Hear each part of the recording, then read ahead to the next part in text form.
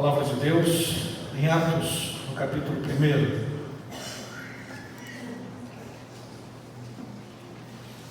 Atos, capítulo 1. Nós vamos ler do versículo 4, ou 4 em diante.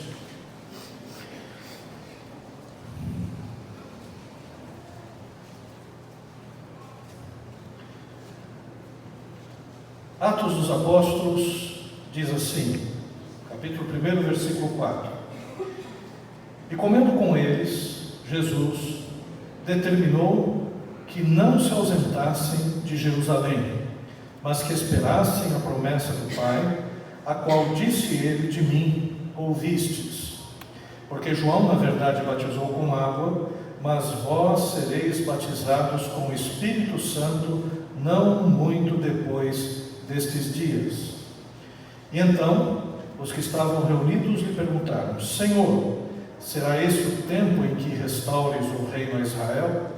E respondeu-lhes: não vos compete conhecer tempos ou épocas que o Pai reservou pela sua exclusiva autoridade, mas recebereis poder ao descer sobre vós o Espírito Santo, e sereis minhas testemunhas, tanto em Jerusalém como em toda a Judéia e Samaria e até aos confins da terra.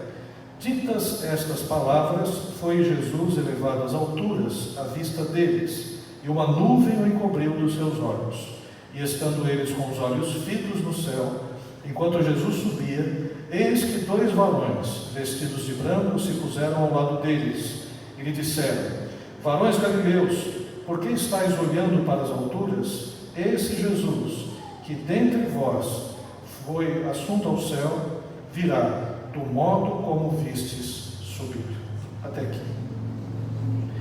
Pai querido, nós queremos te agradecer, Pai, pela oportunidade que nós tivemos aqui nesse culto, Senhor, de te louvar, te agradecer, Senhor, de bendizer o teu santo nome. Queremos te agradecer, ó Pai, pelas orações que foram feitas, Senhor, e certamente ouvidas por ti, Senhor. Nós confiamos, Senhor, na tua boa, santa, perfeita vontade. E também queremos te agradecer, ó Pai, pela tua palavra, que é viva, que é eficaz, que é uma palavra que sempre cumpre o objetivo pela qual foi enviada. E nós queremos te agradecer, ó Pai, porque temos essa oportunidade de lê-la, Senhor, e aplicar em nossa vida. E queremos te agradecer pelo testemunho da Lucy também, Senhor, porque isso nos edifica, nos enche de fé, nos dá, Senhor, alegria, Senhor, em prosseguir, porque sabemos, Senhor, que Tu és um Deus que cuida dos seus. Agora, Pai, que nós lemos a Tua palavra, que Teu Espírito Santo que habita no nosso coração, Senhor, venha aplicá-la de uma forma toda especial, toda particular, Senhor, para que possamos, Senhor, ao sairmos daqui, ó Pai, vivenciá-la, Senhor, plenamente. É o que nós te pedimos, em nome de Jesus. Amém.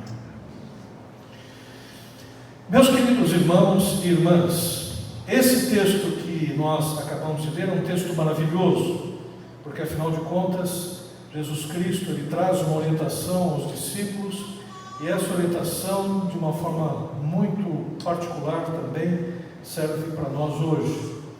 A partir desse texto que nós lemos, eu quero falar sobre a resposta para o conflito entre o agora e o ainda não. Queridos, o tempo certamente é um dos nossos maiores adversários. Todos nós almejamos, sem dúvida, controlá-lo, seja na tentativa de perpetuação do presente ou buscando prever o futuro. O tempo é implacável conosco, nós envelhecemos.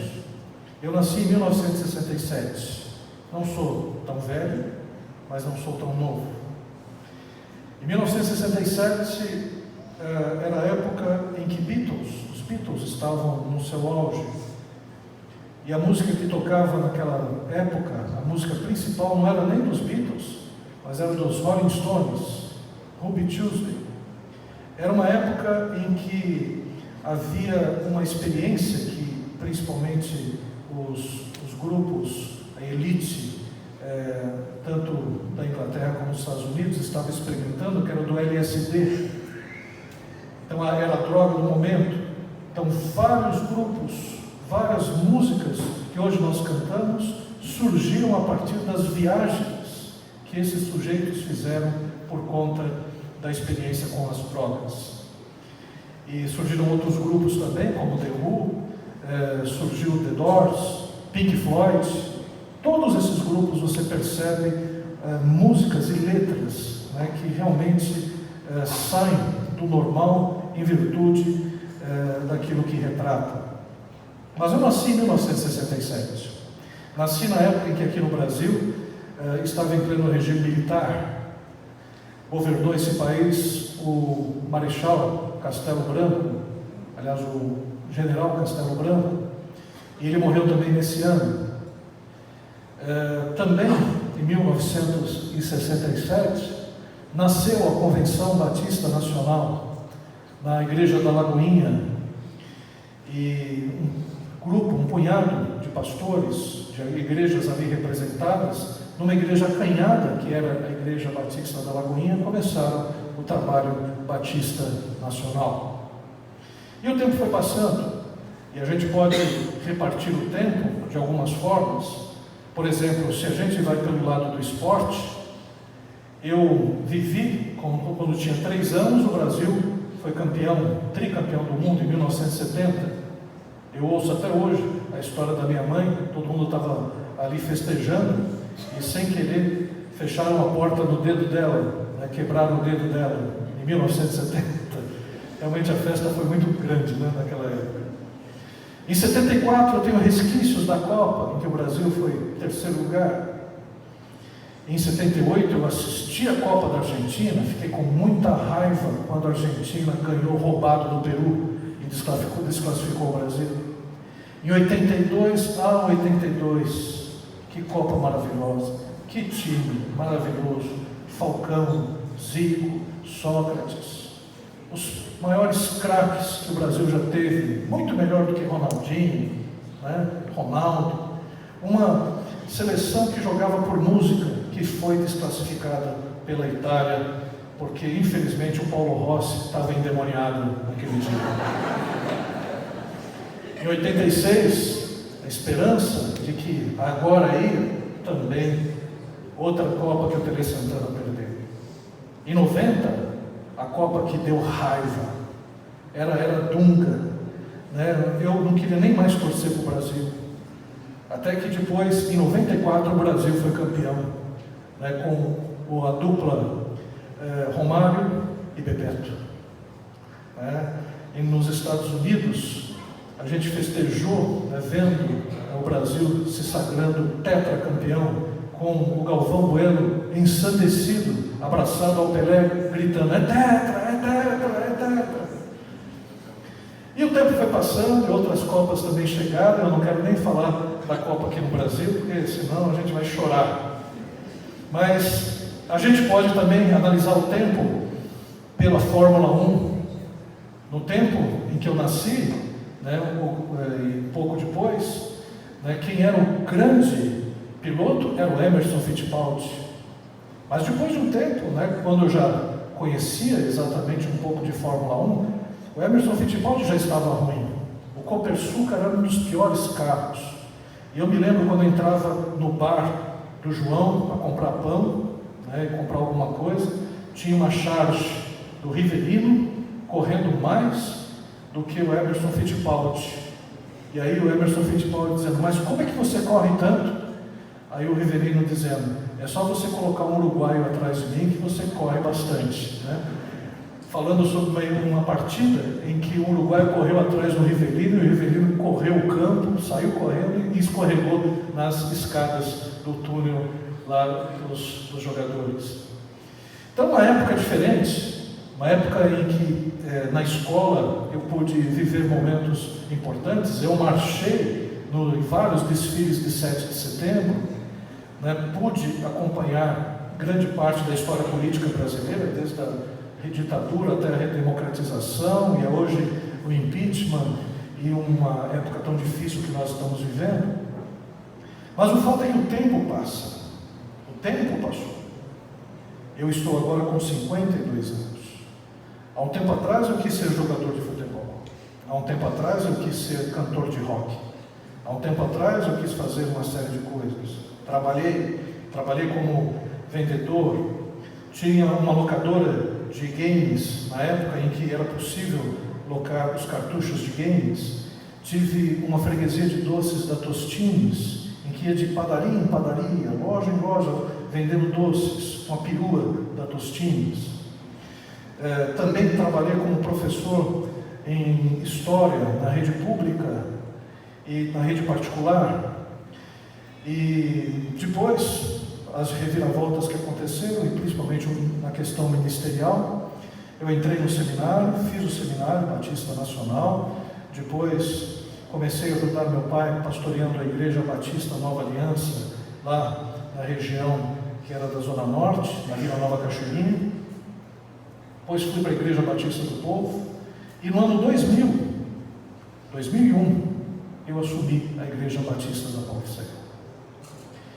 Então muitas coisas aconteceram, e se a gente fosse retomar, aquelas lembranças que nós temos, eu tenho as minhas, os irmãos têm as suas também. Algumas dessas lembranças a gente compartilha porque nós somos brasileiros e foi o Brasil que viveu todas essas lembranças. Outras são muito pessoais, íntimas, e a gente vai levando o tempo, porque o tempo vai passando. Eu me lembro que há um tempo atrás eu olhava no espelho e penteava os cabelos, A minha barba era preta, mais espessa, também era mais magro, As roupas eram bem diferentes. E hoje, a gente, quando olha para o espelho, vê que o tempo foi implacável com a gente mesmo, deixou marcas que são marcas tanto no físico, como também na alma, como também no espírito. Então todos nós estamos brigando com o tempo. Algumas irmãs certamente brigam mais, alguns irmãos também, procuram melhorar os seus penteados, pintar os cabelos. Não há pecado nenhum nisso, se isso não for uma idolatria, mas procurar melhorar um pouco, passar uma maquiagem, fazer uma academia, tentar deter o avanço do tempo. Todos nós, de alguma forma, queremos ficar jovens, mas uma coisa que nós podemos ver em relação ao tempo: qual é a resposta de Deus para os seus filhos em relação à angústia humana sobre o tempo? O que Deus tem para dizer para a gente sobre essa questão do tempo? Primeiro aspecto que nós vemos nesse texto: todo cristão, ele anseia pela consumação do plano de Deus na história. Nós, como cristãos, desejamos que o tempo seja abreviado no sentido de que Deus estabeleça a sua vontade. Não é fácil viver, não é fácil. A gente tem passado por momentos complicados no aspecto político e econômico do país, mas alguns têm passado tempos mais difíceis e angustiosos quando vem a doença, quando vem os problemas sobre a família. Então, quando a gente olha para a vida, a gente pensa: Senhor, bem que o Senhor poderia voltar, bem que o Senhor poderia estabelecer o seu reino. Nós estamos cansados de ver tantos problemas e tantas dificuldades nessa vida. E os discípulos também. Os discípulos, quando estavam com Jesus, ali, eles pensaram, Jesus ressurreto, eles pensaram: Jesus Cristo agora vai estabelecer seu reino, Jesus Cristo vai submeter os romanos, nós agora novamente teremos autonomia, a terra vai mudar, as coisas vão mudar, porque Jesus Cristo está ressurreto e Ele vai estabelecer o seu reino aqui sobre a terra. Mas ao invés disso, os discípulos viram Jesus Cristo subir, ascender aos céus, e ficaram olhando até Jesus Cristo ir diminuindo, até virar um pontinho e desaparecer no céu. E eles ficaram olhando. E talvez eles não estavam preparados para essa ascensão de Jesus, porque eles já estavam convivendo com Jesus há uns 40 dias. Estavam lá. Jesus aparecia, conversava um pouco com eles, aparecia uma outra hora, depois aparecia para alguns na praia, na Galileia, depois apareceu em outros lugares, né? Apareceu aos 12, depois várias vezes apareceu aos discípulos, e segundo a palavra de Deus, apareceu a 500 pessoas. Quer dizer, Jesus Cristo apareceu aos apóstolos e aos discípulos, apareceu aos irmãos dele, a Tiago, Simeão, Judá, a Maria. Então Jesus apareceu várias vezes. Então eles estavam já se acostumando com a presença de Jesus, e de repente Jesus ascende ao céu, e eles ficaram pensando: ué, não era agora que ia restaurar o reino? Agora Jesus vai nos deixar? E talvez essa percepção deles é um pouco a percepção nossa, porque a gente deseja que Jesus Cristo, que Deus, coloque as coisas nos seus devidos lugares o mais rapidamente possível. Numa terra onde a injustiça e a maldade são constantes, há um desejo justificável de ir para o céu, de que as coisas se resolvam, de que o céu venha à terra ou que a gente vá para o céu. Porque, irmãos, olha, assistir noticiário nos últimos dias tem sido uma tortura. Uma tortura. Você quer ficar chateado, quer perder o seu dia, assista qualquer noticiário. Qualquer. Se quiser ficar mais assustado e com medo, dá Atena. Dá Atena, vai lá, e você nem sai de casa. Se você quiser ficar, né, desconsolado, Globo, é só notícia ruim, só notícia ruim, só notícia ruim, do governo, da vida, de tudo. Se não bastasse, catástrofes. É o furacão que passa em cima de Bahamas e vai até onde a minha sobrinha está, lá em Halifax. Na Espanha, inundação. E para doer o coração de todo mundo, o hospital pegando fogo. Você quer lugar mais absurdo para pegar fogo? É o hospital. Hospital pegando fogo. Quer dizer, o pessoal que estava na UTI teve a mínima chance. Aí você vê, né, aquela lista na UTI, as pessoas que morreram, nomes até antigos, né? Pessoa com 90, com 80, com 75, com 80 anos. Fala, puxa, família ali. Claro que estavam esperando uma notícia ruim dos seus velhinhos, estavam todos na UTI, muitos deles podiam ser até terminais, mas não daquele jeito. Não daquele jeito. E aquilo vai te dar um negócio.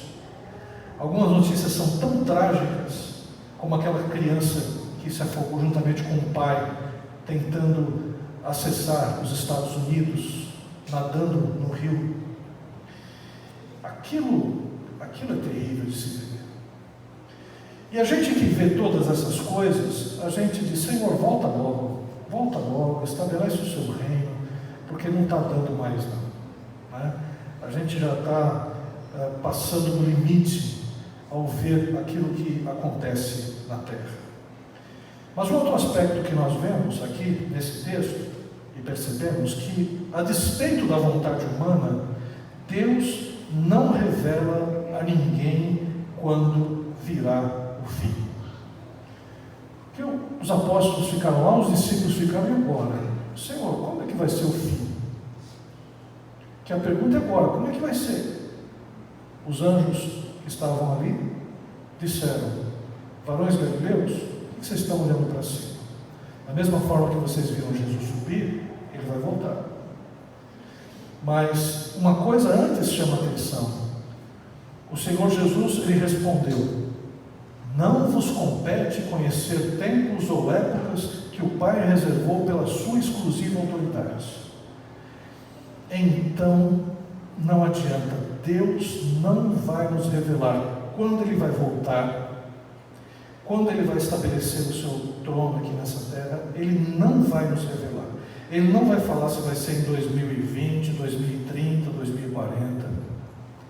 Ele não vai falar se vai ser em 2050, se a gente vai estar vivo quando Jesus Cristo voltar para estabelecer o seu reino. Ele não vai nos revelar. E também não vai revelar quando nós vamos partir individualmente. Ele não vai revelar a hora da nossa morte. Eu não sei quando vou morrer. Você também não sabe. A gente não sabe se vai morrer aos 80, aos 90 ou aos 100. Que tipo de morte a gente vai ter? Morte suave, violenta, tranquila, doença, gripe, ebola, dengue, chikungunya. Eu não sei. Não sei se vai ser insuficiência respiratória, se vai ser um ataque cardíaco. Não sei. E nem quero saber. Nem quero saber. Se era para saber do jeito que eu vou morrer, eu não quero saber. E graças a Deus, porque olha só como é interessante as coisas. Deus não revela quando virá o fim, porque somente Ele sabe o número daqueles que hão de ser salvos. Então Deus tem um propósito com a humanidade, e Ele só virá quando tiver completo esse propósito, quando Ele tiver o número daqueles que vão ser salvos, e aí Ele virá e vai estabelecer o seu reino. E também, Deus não nos revela quando será o nosso fim, porque a gente se desestruturaria ao saber sobre o futuro. A gente não teria capacidade de saber o dia em que nós partiríamos. Não teríamos, porque a nossa vida ficaria em função disso. A gente faria uma contagem regressiva. Olha, faltam tantos dias para eu morrer. E eu ficaria com isso todos os dias. No dia seguinte, falta menos um dia, falta menos um dia, falta menos um dia. E quando se aproximasse, a gente perderia a noção, perderia a razão, porque a gente não teria capacidade de enfrentar tal desafio. Tal qual a morte, o fim dos tempos, necessita ser velado para que a humanidade tema, porque tem um outro lado também. Se Jesus Cristo chegasse e dissesse: olha, eu vou voltar em 2050, ou digamos 2080, você faz as contas. Eu tenho 50 anos, eu não vou viver até a volta de Cristo mesmo. Ele vai voltar muito tempo depois. Então vou viver minha vida mais sossegado, não vou me preocupar tanto, não vou me preocupar tanto com as coisas que virão. Se eu soubesse que Jesus Cristo voltasse amanhã, que desespero, gente. Imagine, se Jesus Cristo voltasse amanhã, a gente sairia correndo agora da igreja, ia despedir do pessoal, começar a evangelizar, ia fazer uma série de coisas, ou pegar o dinheiro e dar para os pobres. Eu esvaziaria o banco com a minha fortuna no cartão de crédito e no cheque especial. Eu esvaziaria o cheque especial e daria para o pessoal. Então a questão é que Deus não fala, Deus não nos revela, porque sabe da nossa condição de fragilidade. Um outro aspecto, que aí, como é que a gente vai resolver isso? Jesus Cristo diz: olha, não vos compete saber. E como é que a gente resolve esse conflito? Que é o conflito entre o já e o ainda não. Porque esse conflito entre o já e o ainda não envolve várias áreas da vida. Por exemplo, nós somos salvos, mas ainda não estamos livres da influência do mal. Nós somos salvos em Cristo Jesus, mas ainda sofremos a influência do mal nessa terra. É o conflito do já e do ainda não. Nós somos salvos, mas não temos o corpo glorificado ainda, não estamos na eternidade plena com Deus. Nós fomos curados, mas ainda possuímos um corpo não glorificado. Então nós temos curas, passamos por uma série de situações, mas o nosso corpo ainda não está glorificado. Nós estamos sujeitos a uma série de problemas. Nós somos filhos de Deus, aceitamos a Jesus Cristo como Senhor e Salvador, mas ainda não o vemos face a face, o vemos pela fé. O Espírito Santo habita no nosso coração, nós temos certeza de que Deus está conosco, mas eu não vejo Deus face a face ainda. Eu não tenho tal comunhão com Deus, como um dia Adão teve, como alguns profetas tiveram relances dessa comunhão. Isso eu vou ter no futuro, não tenho agora. Ainda nós vemos como um espelho, mas nós veremos ainda tudo como face a face, plenamente. Então nós vivemos nessa tensão, né? Nós ainda não conseguimos aquilo que almejamos. Temos uma avant-première do céu na nossa vida, mas ainda não estamos nos céus de Deus. Então como é que a gente vai resolver esse conflito que fica ali, né, tensionando a nossa vida? A gente muitas vezes fica desconsolado em relação a essa vida, a gente deseja que as coisas melhorem, às vezes a gente fica desconsolado com outras. A resposta para o conflito entre o já e o ainda não é a missão. Preste atenção. O que Deus deseja para a gente? Que a gente saiba do futuro, que a gente controle o presente e o futuro, que a gente controle todas as coisas, que a gente estabeleça um planejamento, um coaching espiritual, e que tudo vai se encaixar. Eu vou me casar tal data, vou ter filho tal data, primeiro vai ser um menino, segundo vai ser menina, depois eu paro aí, eu quero ter a minha primeira casa com 10 anos de trabalho, depois eu quero ter a segunda casa na praia ou no campo, ou vou fazer o curso de pós-graduação, depois vou fazer o curso de mestrado, doutorado, pós-doutorado, pretendo começar aqui, mas vou terminar em Londres. Quer dizer, a gente vai tentando controlar o futuro. E a gente certamente vê que a gente vai levando rasteiras em cima de rasteiras, porque nós não conseguimos controlar o futuro. Quando você imaginou ter um filho, talvez você não tenha imaginado ter o filho que você tem agora. Não fala nada para ele, para ela, mas você imaginou uma outra situação. Às vezes você nem imaginou que o teu filho viria na hora que veio, né? Tem casais que se casam e já logo tem um filho. Eles estavam esperando para 5, 10 anos. Eu sou um exemplo vivo disso. Depois de 9 meses eu nasci, né? Deve ter sido concebido na lua de mel. Então o que acontece com a vida da gente? A gente planeja algumas coisas, mas vem uma série de situações e circunstâncias que mudam totalmente a nossa realidade. E a gente fica desconsolado. Eu estou com 40 anos, não tenho um carro, estou pagando um Corsa. Desculpe quem tem um Corsa. Estou pagando um Corsa, 60 prestações. Esse Corsa vai sair o preço depois de um carro 2 vezes, 3 vezes mais caro.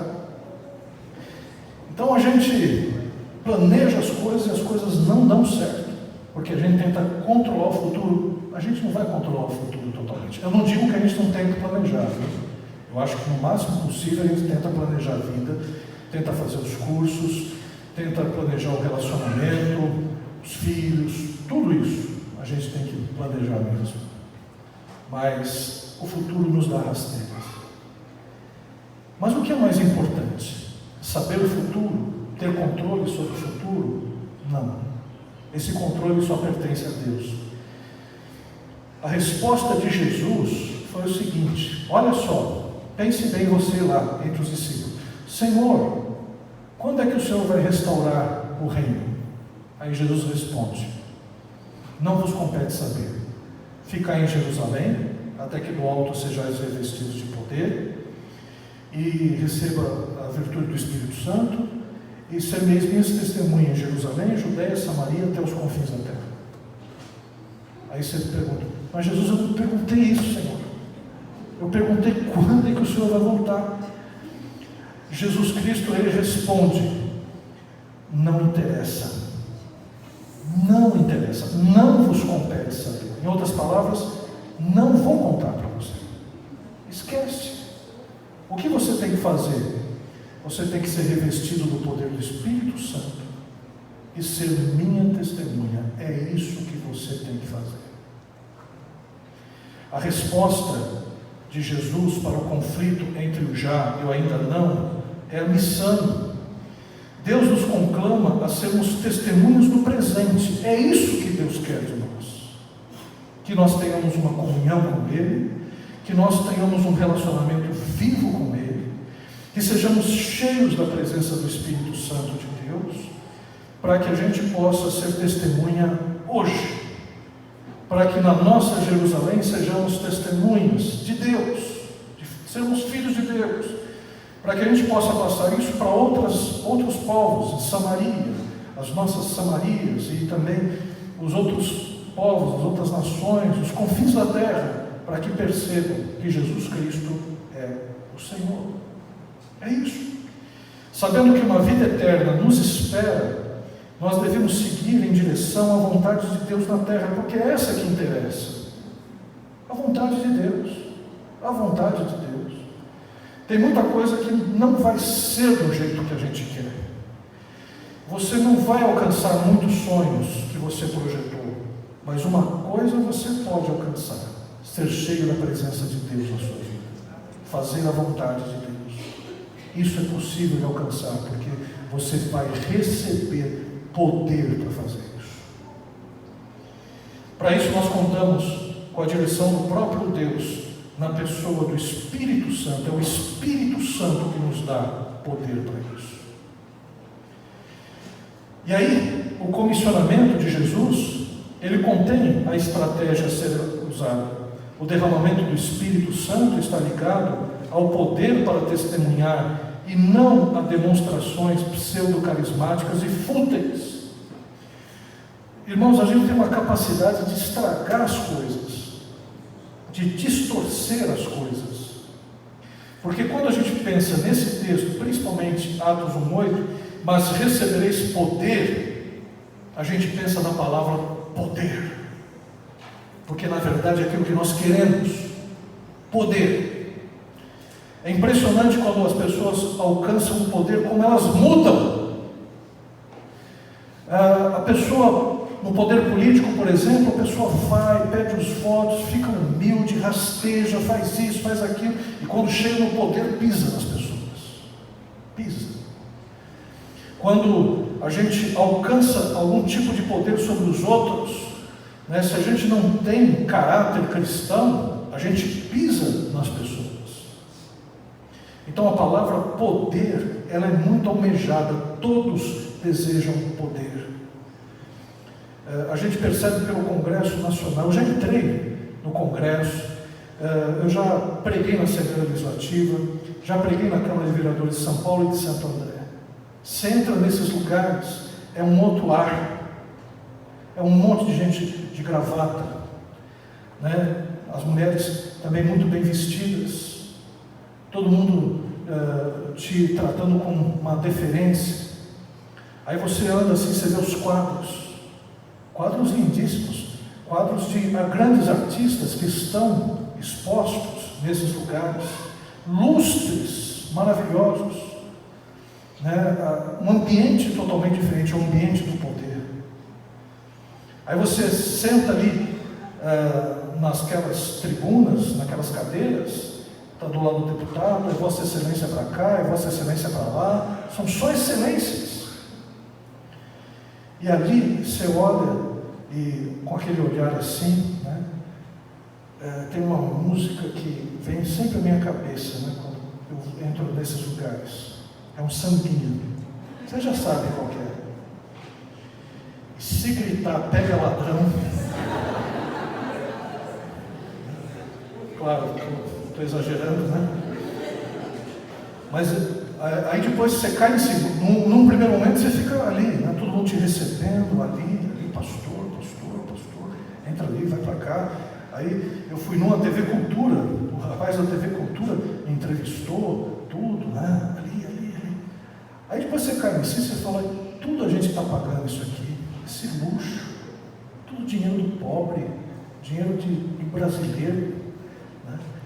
Mas as pessoas estão ali inebriadas, e a gente fica, se deixar, inebriado pelo poder. Então, quando a gente vê recebereis poder, a gente pensa em poder político, poder econômico, né? Vamos mudar o poder político a gente nem quer muito, mas poder econômico a gente quer,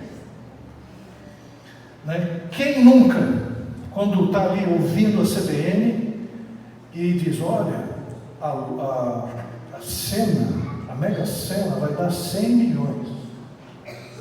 Aí você vê os cálculos, olha, isso dá tanto por dia. Aí na hora vem, puxa, se eu tivesse 100 milhões. Você nem vai jogar porque você é crente. Ninguém joga aqui. Né? Tem alguém que joga aqui? Levanta a mão quem joga. Levanta a mão. Mas o fato é que aquele negócio, poder, na verdade a gente não precisa de 100 milhões, a gente precisa um pouquinho por mês para pagar as contas, já é o suficiente, mas 100 milhões? Aí você pensa, né? Poxa, eu poderia construir várias igrejas. Claro que eu ficaria com um pouco para mim, né? Para comprar algumas coisas, resolver os problemas. Tem até uma música que diz, né, como é que é? Roupa lavada e 1 milhão por mês, né? Era o sonho, né? Casa, roupa lavada, 1 milhão por mês.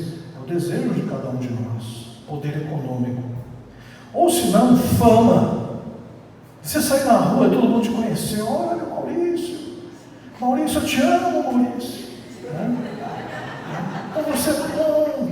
Poxa, como você é ótimo. Todo mundo quer ser tratado assim, ser reconhecido. Né? Tem gente aqui que quando fala o nome foge, dívida. Está devendo. Mas tudo isso é poder. Poder, nós desejamos poder.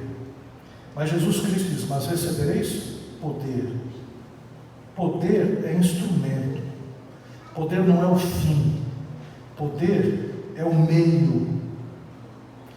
Porque Deus, quando nos dá poder, é para que a gente faça alguma coisa. Não é para que a gente fique apenas ali, utilizando desse poder para aquilo que a gente quer.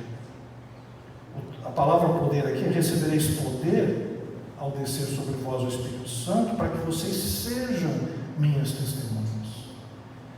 Eles queriam, já que o reino fosse estabelecido, e Jesus Cristo está dizendo, eu vou dar poder para vocês, mas poder para vocês serem minhas testemunhas. Poder do alto, poder do Espírito Santo de Deus, para você levar o Evangelho às pessoas que estão ao teu redor e às outras nações. Esse é o poder que eu vou conferir a vocês. A estratégia divina de testemunho parte do indivíduo para a sociedade, dos arredores para os confins. É fazer as coisas locais, do local para o global, de fazer as coisas aqui, crendo e não perdendo a perspectiva do além daqui, né? De fazer as coisas pensando localmente, mas também pensando globalmente. E aqui está a estratégia missionária, porque o missionário, ele começa trabalhando aqui na igreja local, depois vai treinando em outras culturas, até chegar em outras regiões, e até chegar até os confins. Então nós, como igreja, nós evangelizamos os nossos arredores, evangelizamos também outras cidades através de outras convenções estaduais, e evangelizamos o mundo através da oferta que nós damos a Jami, da oração que nós fazemos aos nossos missionários. Nós estamos dentro dessa perspectiva: Jerusalém, Judéia, Samaria e os confins da terra.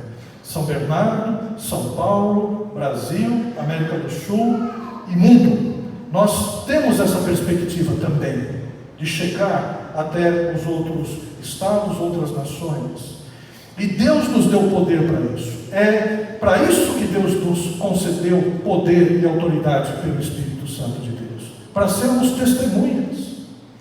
Então Deus te deu um trabalho, não é pensando em você ser poderoso nesse trabalho e conseguir ascender todas as posições, ser o chefe da repartição ou ser o dono do negócio. Deus te concedeu o poder para você ser testemunha no seu trabalho. Deus te deu a oportunidade de fazer um curso, de estar numa faculdade, não é para você simplesmente galgar todos os títulos possíveis, todas as graduações e pós-graduações, para que você possa se sentir um doutor, uma doutora. Não, é para você ser bênção naquele lugar, porque tem gente ali que só pelo intermédio da tua vida vai ser alcançada por Jesus Cristo como Senhor e Salvador. Então nós estamos aqui com o poder de Deus. Deus nos deu um poder para andar, poder para pegar uma condução, poder para dirigir um carro, poder para usar as nossas mãos, usar os nossos pés, para alcançar pessoas. E além desse poder que Ele nos conferiu, através de dons, de talentos, Ele nos deu o Espírito Santo, que faz com que a gente não esteja só nesse papel, mas que a gente possa pregar no poder do Espírito Santo de Deus. Então Deus nos conferiu isso. Essa é a estratégia divina. Agora, o contrário pode acontecer também. A igreja perde a direção quando se esquece da missão de Deus. Se a gente se esquecer que Deus nos concedeu o poder para fazer isso, a gente vai perder o sentido da vida. Meus irmãos, nós todos buscamos o sentido da vida. Nós todos queremos achar a razão de viver. Mas o fato é que a razão de viver do cristão é fazer a missão de Deus. Essa é a razão de viver. E essa missão a gente faz em casa, com o esposo, com a esposa, com os filhos, faz na vizinhança, evangelizando todos aqueles que nos rodeiam, no trabalho, onde quer que seja. Essa é a nossa missão. É para isso que nós fomos constituídos. É para isso que você nasceu no Nordeste, é para isso que você nasceu no Sul, no Sudeste. Foi para isso que Deus te permitiu que você nascesse na família que você está. É para você levar os seus para Cristo Jesus. É para você apresentar Cristo através da sua vida. E como é difícil você levar os seus para Cristo Jesus. Como é difícil você levar a sua família. Não é fácil. Mas o fato de você estar na sua família, falando da graça de Deus, Deus está atuando na sua vida e está alcançando essas pessoas. Nós podemos crer nisso. Várias igrejas, seitas, erraram ao definir a data de retorno de Jesus Cristo. Porque se a gente ficar ali apenas pensando quando é que Jesus Cristo vai voltar, o quanto eu vou viver, será que eu vou ter dinheiro para isso, será que eu vou ser rico, será que eu vou conseguir tudo aquilo, será que eu vou controlar o futuro? Enquanto a gente ficar nisso, a gente vai se desviar do propósito de Deus. A própria igreja de Jerusalém, ela pensava que Cristo viria logo, por isso eles se concentraram ao invés de se espalharem. Aí veio a perseguição de Estevão, depois os apóstolos, e a igreja se espalhou para fazer missão. Mas a própria igreja de Jerusalém queria ficar junto ali, esperando o reino vir sobre Jerusalém. Mas aconteceu exatamente o contrário da expectativa deles. Morreu Estevão apedrejado, Pedro foi aprisionado, também Tiago foi morto a mão de Herodes, e a igreja começou a ir. E foi para Antioquia, foi para os confins da terra, chegou até Roma, através do apóstolo Paulo e outras pessoas. Porque o objetivo da igreja é chegar até os confins. Tanto a ideia de demora de Cristo quanto da sua iminência podem ser prejudiciais quando não houver compromisso no testemunho cristão. Então tem igrejas que querem marcar amanhã a volta de Cristo. Os adventistas fizeram isso. Estão até hoje aí tentando resolver a teologia deles para explicar por que Cristo não veio.